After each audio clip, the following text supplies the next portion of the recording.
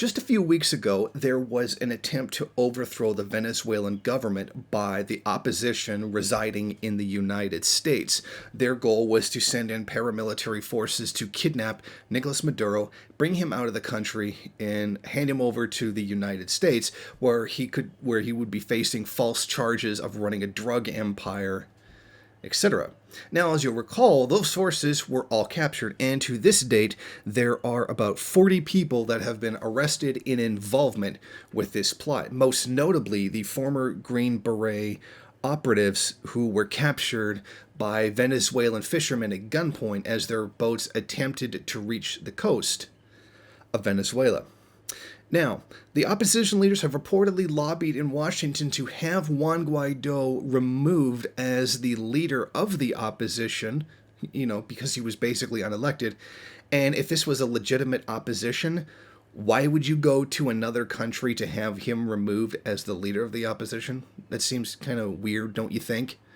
If your whole thing is that you're Venezuelan and you're the real Venezuela and you're the opposition to those in government, why would you go to another country to ask for a change in your own leadership? Seems kind of strange, don't you think? Well, the opposition lawmakers are stressing that they plan to be moved, that they want to take their planning operations from Washington to Caracas, arguing that Trump's electoral calculus vis-a-vis Florida is driving the administration's Venezuela policy. Yeah. So the opposition is complaining that their operations to overthrow Maduro are being run by Washington. I mean, you literally just acknowledged that this is a foreign plot to overthrow Maduro. I mean, they have no self-awareness of what it is that they're saying to the media and to the United States. They're admitting that the whole opposition is nothing more than an attempt to overthrow the democratically elected government of Maduro. They're admitting it here. Well, the 60-man paramilitary force organized by U.S. Special Operations Jordan Gordo and retired Venezuelan Major General Cliver Alcala was quickly neutralized when attempting to disembark on Venezuela.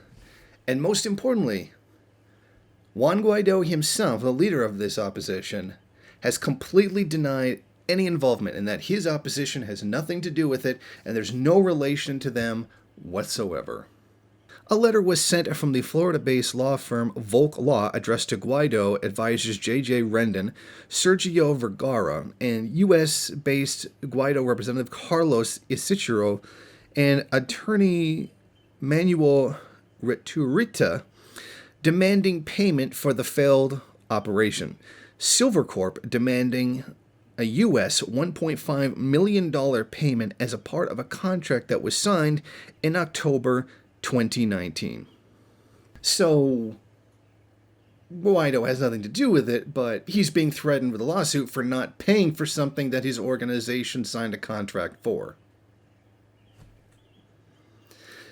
And on top of that, Washington, for its part, has denied having any involvement whatsoever in this attempted coup, even though they have threatened in Venezuela with invasion. And according to the Venezuelan opposition itself, their leader is chosen by the United States government.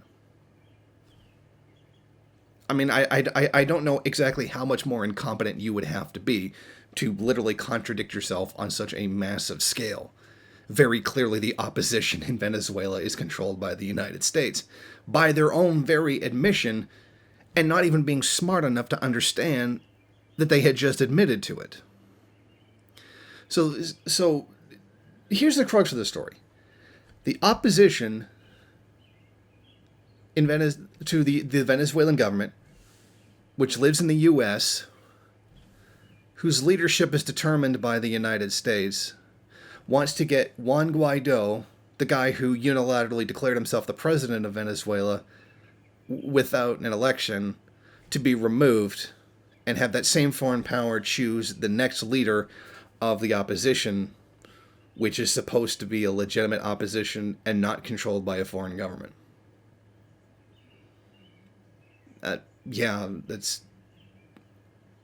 That's basically the entire story, and that's the story according to themselves. I mean, this is not even me claiming this. This is what their own words are tantamount to. I mean, it's absolutely ridiculous that anybody could even believe them at this point, that they have some kind of legitimacy in any way, shape, or form. But I suppose in the end, the story really is about the fact that because of Guaido's incompetence at trying to overthrow the country, the guys below him are looking to the United States to remove him. Could we possibly be looking at the beginning of the Maduro curse? Thank you for watching. If you like this program, then please head over to my Patreon page and set up a monthly donation. It's your donations that keep this program running. Also, if you would like, please rate, comment, subscribe, and share in various social media.